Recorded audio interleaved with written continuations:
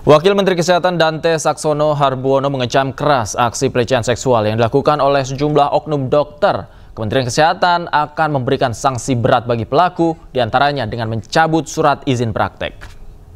Mencederai sumpah dokter. Sumpah dokter kan memberikan pelayanan.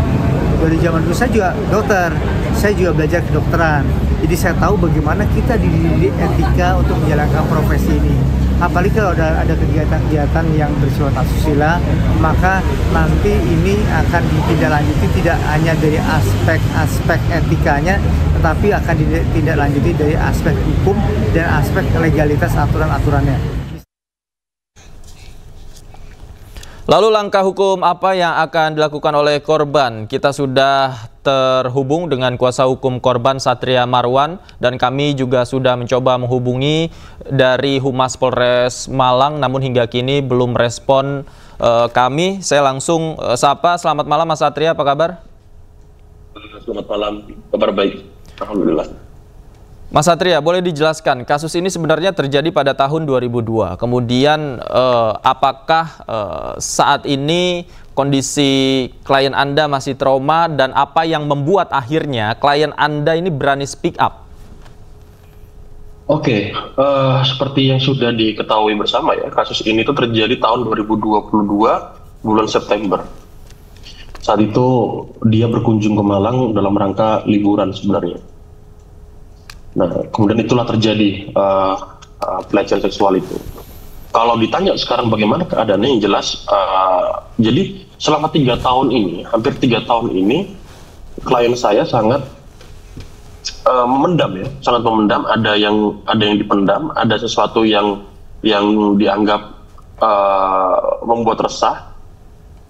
Jadi tahun ini di 2 hari yang lalu, karena melihat banyaknya kejadian-kejadian serupa, itulah yang membuat motivasi tersendiri bagi klien saya untuk kemudian berani untuk speak up, begitu.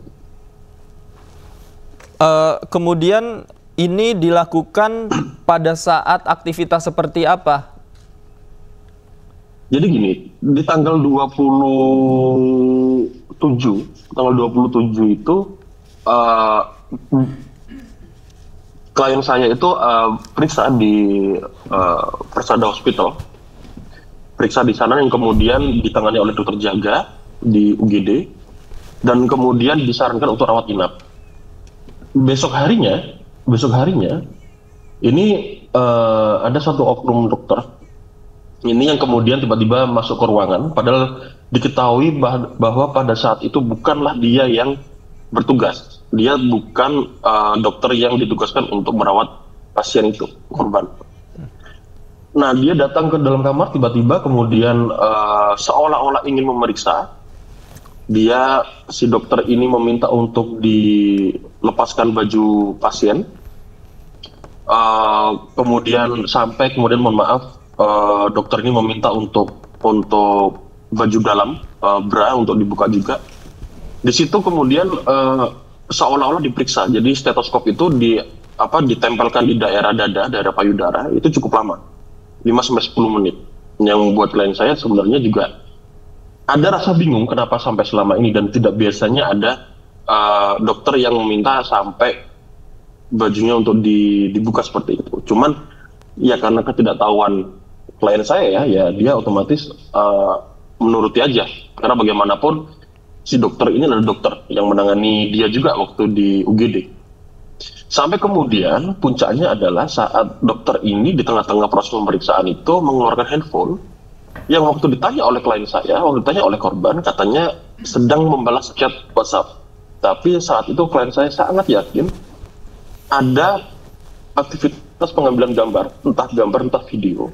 Karena handphone dokter ini sangat tepat diarahkan ditujukan ke daerah dada klien saya, ke dada korban.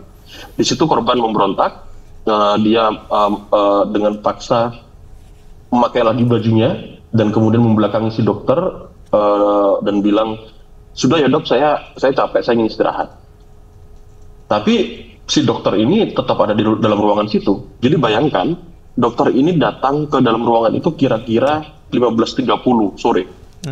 Dia keluar kira-kira sekitar 17.00 sore. Itu sangat lama sekali. Dokter ini ada di dalam ruangan situ. Padahal sudah diusir. Dengan gestur membelakangi dan segala macam, dengan gestur tidak nyaman, harusnya dia tahu bahwa kehadirannya cukup mengganggu bagi pasien. Oke, Mas Satria, Anda apakah sudah mendapatkan informasi tentang profil dokternya, kemudian apakah saat ini masih praktek di klinik tersebut? Profil kita sudah dapat. Dan menurut keterangan teman-teman juga, rumah sakit juga sudah menonaktifkan si dokter ini ya. Dan Persada juga sudah mengakui bahwa dokter tersebut itu, dokter Y itu, adalah salah satu dokternya memang. Itu. Artinya Anda sudah komunikasi dengan pihak rumah sakit? Belum ada. Itu yang saya sayangkan ya. Artinya Persada Hospital ini juga harusnya begini. Jangan kemudian ini nanti akan dilimpahkan kepada pribadi si dokter ya kesalahan ini. Kita harus sepakat dan kita harus mengetahui bahwa ada kesalahan rumah sakit juga yang tidak dapat memberikan rasa aman dan nyaman bagi pasiennya. Ini kan lingkungan rumah sakit.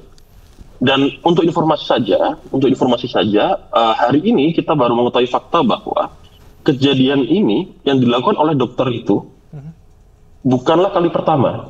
Jadi sudah sering. Ada korban juga yang sudah sampai ke saya yang mengatakan bahwa dia juga pernah digoda oleh dokter ini. Dan saya yakin teman-teman sejawat di rumah sakit juga pasti mengetahui. Dan saya nggak tahu kenapa sampai rumah sakit tidak mengambil tindakan ya. Dan ini sangat saya sayangkan. Artinya, saya konfirmasi sekali lagi. Ini ada korban lain yang bercerita kepada Anda. Menurut pengakuannya, korban juga digoda dengan dokter yang sama di rumah sakit yang sama. Betul. Cuman bedanya korban yang baru ini, korban yang saya baru tahu ini tidak sampai ke pelecehan fisik. Jadi dia hanya di spam chat ya di WA. Hanya di spam chat karena tidak sampai rawat inap. Kemudian upaya apa yang Anda lakukan, Mas Satria? Apakah memang klien Anda sudah bersedia untuk melapor ke polisi atau membuat laporan atau seperti apa? Ya, seperti yang kita sampaikan kemarin, yang jelas kita akan mengambil upaya hukum ya. Kita akan ambil langkah hukum. Dengan yang jelas kita akan laporkan dokter ini ke kepolisian karena sudah melanggar undang-undang TPKS ya, kekerasan seksual. Itu kita akan lakukan secepatnya, mungkin besok atau lusa, kita masih belum tahu. Kemudian kita sedang mempertimbangkan, kita sedang menyusun materi hukum juga. Kita pertimbangkan untuk melakukan gugatan ke rumah sakit. Karena saya pikir rumah sakit juga punya andil ya. Rumah sakit juga punya tanggung jawab di sini gitu. Kita sedang pertimbangkan. Baik. Terima kasih Mas Satria, kita kawal terus perkembangan kasusnya nanti seperti apa. Terima kasih atas waktunya sudah bergabung bersama kami di iNewsroom. Selamat malam, sehat selalu Mas.